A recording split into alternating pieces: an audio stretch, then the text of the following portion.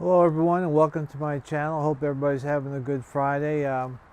Right now it's raining out here. We always need a lot of rain. If you see my backyard, it seems like it grew all that in about like 24 to 48 hours. It was amazing how much it grew just over a period of a day or so. Anyhow, lots of rain, lots of good rain. We need it, we can use it. Never turn down rain. Which brings me to a question. When you have a lot of rain like this, you get flood watches and flood warnings. Do you know where the water goes when it floods in your area? Do you have an idea what happens when it floods? I do. I've got a creek to the east of me and a creek to the west of me, but I know what happens when it floods and how it affects my property. And that is, I am high and dry because I'm well above those creeks. But do you know what happens when the rivers flood? And I'm not talking about, just your typical rain. I'm talking about what they call a 100-year flood. And what that means is, how high will the water get in a 1 in a 100-year chance? FEMA has flood maps out. You can look at topographic maps. But it will behoove you to look where the water goes in your property, especially if you are considering your property as part of your bug out location, or if you are going to bug out to another location. You need to understand how things like rivers and flooding and high water, how that affects your plans. Here where I am fairly safe. I can get out even when the waters are high. I have several routes out of here without crossing a bridge, so I'm pretty comfortable where I am as far as getting around when the rivers are high. So, but consider that when you consider your preparedness plans, how weather will affect you. Okay, so one of the things I want to talk about today is consumerism and prepping. There's a lot. I just got back from a Heritage Life Skills Fair up in North Carolina where we learned a lot of different skills about a lot of different things. Hopefully I'll make some videos on those later. But there was a room, a large room, about a gymnasium-sized room that was filled with vendors, and they had stuff, hundreds of books, different titles, military surplus, herbal stuff, flashlights, knives, pliers. It was full. And in today's world, we live pretty high on the hog. We have a lot of disposable income. We have a lot of opportunities to buy things now with when Amazon opening up. Not only can you buy things from your local market, but you can buy things from across the country. When I grew up, we had the Sears Roebuck catalog, and that was it. Everything else you bought locally. So, and there were some things, but when you got a catalog, when you wanted a catalog from a particular company, you had to mail, as in snail mail, as in put it in the post office, mail them a request, typically send them some money, $1 or $2, and then they would mail you back a catalog, and then you would choose from the catalog and you would mail them a check or a money order, and then they would mail the product back to you. It's not like today, Amazon.com, clickety-click. I use it all the time. It's hard to beat. You can have stuff delivered to your house in 2 days in most places in the United States. I almost can't get out shopping that fast, so I use it a lot. But there is a lot of there's too much of a good thing. And what I want to talk about, and I'll go into more detail in other videos, is sometimes we get a little crazy buying things, and I'm at fault with that. My weakness is knives and pocket knives. I love them. And I go through heaven and hell with knives. I'll look at them and say, I have too many, I'll get rid of some. Then I'll buy some more, and then I'll get rid of those. And but did I need to spend all that money on knives when I have perfectly good knives? And a lot of times I'll buy a knife and not really use it. And I'm not one of those collector type people that, I just kind of keep them tucked away in a little original box thinking someday it'll be worth more money. No, all my knives I use, or at least I think I'm going to use them. And I end up with a whole bunch of knives. And so I guess what I'm saying is that, the money we spend on extra stuff that we don't necessarily need, we could be taking that money and buying other things that we don't have but need. And I have witnessed that within myself as far as my knife collections.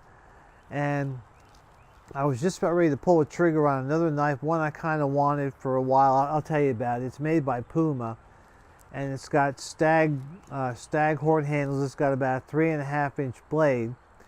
And why I wanted it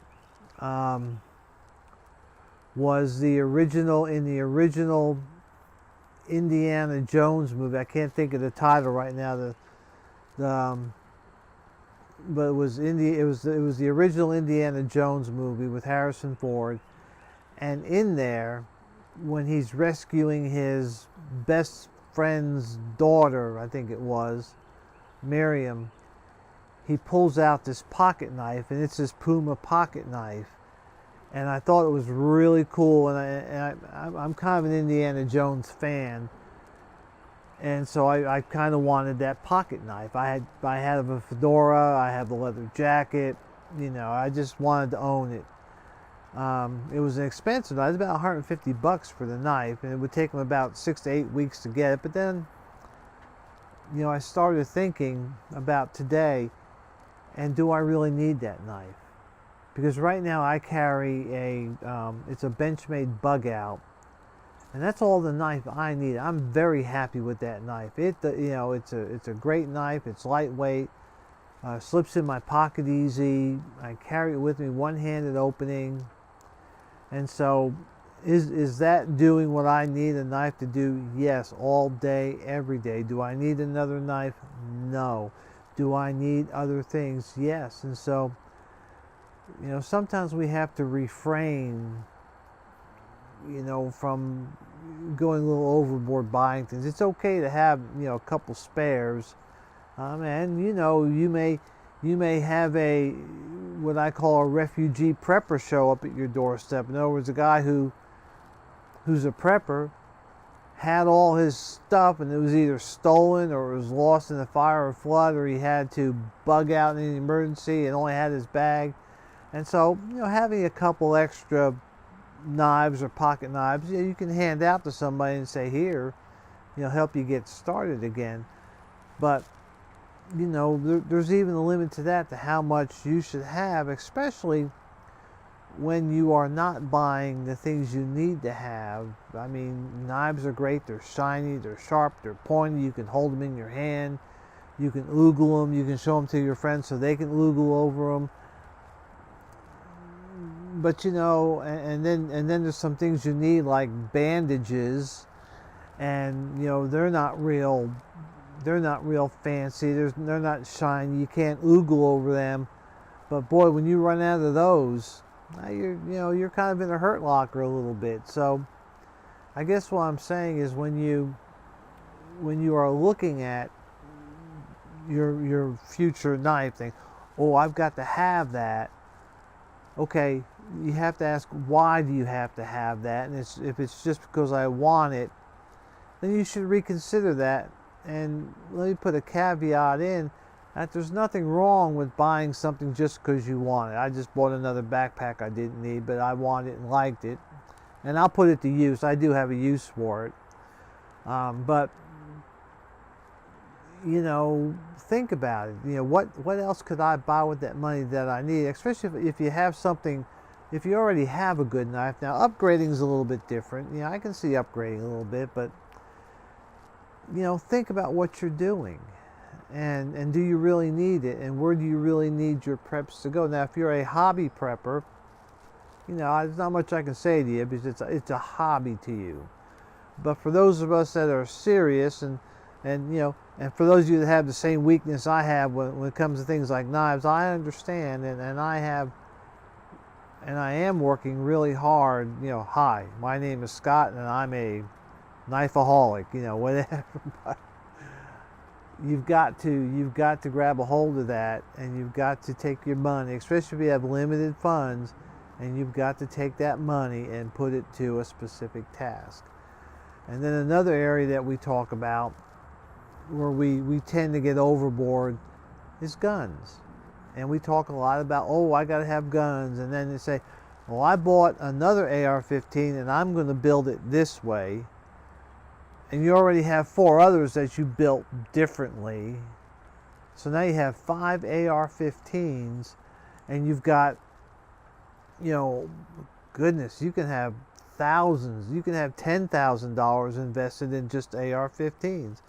How many can you shoot at one time? Well, you can shoot 1. And so you've got to be kind of careful about that. Is there something else you can buy with that AR-15 money? I know, same thing, AR-15s are like knives. You can hold them in your hand, they're shiny, you can oogle over them, you can show them to your friends, you can oogle over them. You both can go to the range and shoot and remark how great it is and how wonderful it is. But how many do you need? I think I'm thinking, I can't remember who the author of this quote is. I was thinking it's Jeff Cooper, but I may be wrong. Is beware the man who owns 1 gun. And I think that's a good philosophy for people to consider. If a guy has 1 gun and that's all he shoots, he knows that gun. He knows it up one side, down the other. He knows,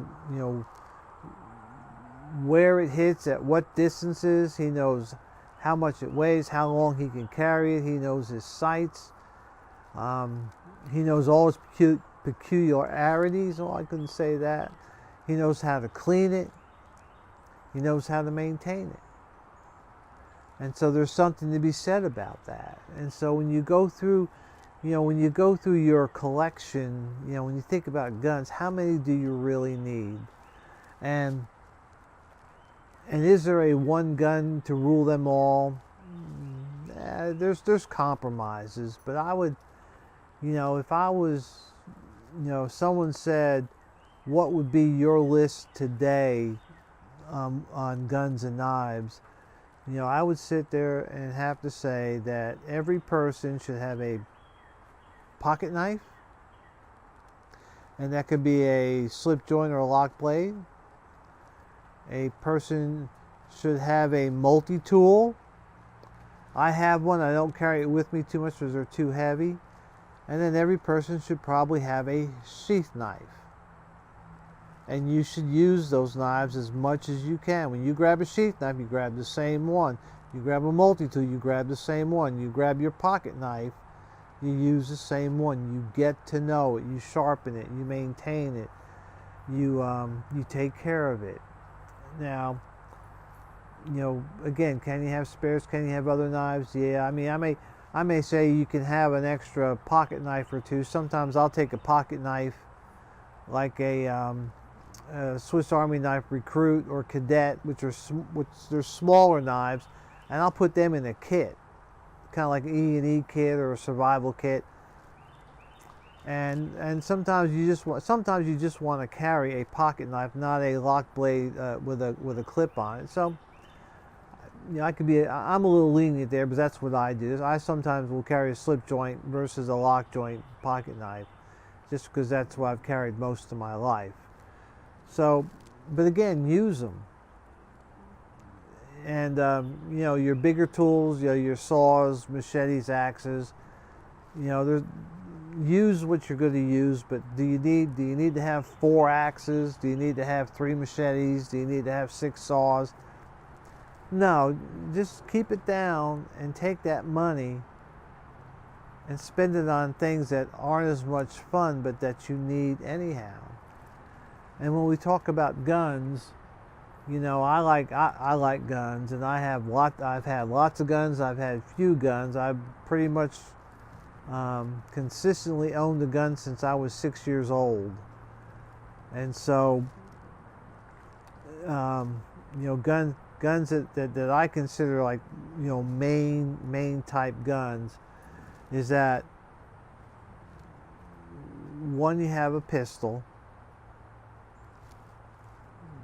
whatever you like, revolver, autoloader, 9mm, 45, 3, whatever, and shoot it. Okay, I think everybody should have a .22 rifle, and the reason why I say that is not so much for getting game, which they're pretty good. They're excellent at getting small game, but for marksmanship. You can go to the range or your backyard or whatever with a couple boxes of .22, which are still pretty cheap, and have a lot of fun. But what that does is that helps you with your marksmanship skills. It helps you increase your ability to hit the target. So I always say a .22. Plus, you know, they can get small game, and you know, people have taken deer and even killed people with them, but primarily use that as your marksmanship tool. I think everybody should have a AR platform, a self-loading or an auto-loading rifle, and they should have one of those with ample magazines and ample ammunition. We are still allowed, and it is still lawful to defend your home. And while I am not a person that wants to go out on patrol anymore or do anything like that, my days in the Army are long past, I still want to be able to defend my home. And so you should have a rifle that will give you the capacity to defend your home. And it may not be an AR. I'm just saying, you know, typically when we talk in today's world, we talk about an AR platform. I think everybody should have a shotgun. Shotgun is another repel the borders type gun. It can be used for hunting. In general, they're hard to beat. A shotgun is a good, solid weapon. If you're bugging out, you may not want to bring one with you because they are heavy. They have limited magazine capacity. The ammunition is heavy and bulky. But for around the farm, you know, dispatching a predator at 2 o'clock in the morning, a fox or whatever, shotgun's hard to beat, especially if you put a flashlight on it. And then last, I think everybody should have a hunting rifle, and that can vary a whole lot between people. Down here in the southeast, you can hunt with a 5.56, and the deer down here are small enough that you can, you know, take them pretty easily. You can also take bear, the smaller black bear, and you can take a boar with them. So it is a fairly effective hunting round. It would not be my first choice, but you can with the right bullet. But I think everybody should have a hunting rifle. Go to Walmart, Sports Academy, whatever, and buy one of those, combination guns, like a Remington 7A6 or 700 BDL or something like that. You can get the rifle and the scope for around $350, and it'll shoot better than you can, and it'll bring home the bacon. And pick a caliber. I would suggest pick a fairly common caliber, a 308, a 30-06, 270, 243. All those will do the job for you. But try to get a caliber that has a little more horsepower than the 5.56. And I think that'll round you out. Now, can you add a couple here or there for special occasions? Yeah, you can. But when you start thinking I need yet another AR-15, like as in number 4 or whatever, start backing off on that a little bit. And the same thing with handguns. How many do you need? And how many can you carry at one time? And remember, beware the marksman that only has one gun, because he knows it and he knows how it shoots. And that's the important part about being familiar with your guns. Okay, I've run a little long. I just want to put this out there, and Hope everybody's having a good Easter weekend. Blessings to everybody for peace, and be prepared, stay safe, stay secure. Bye.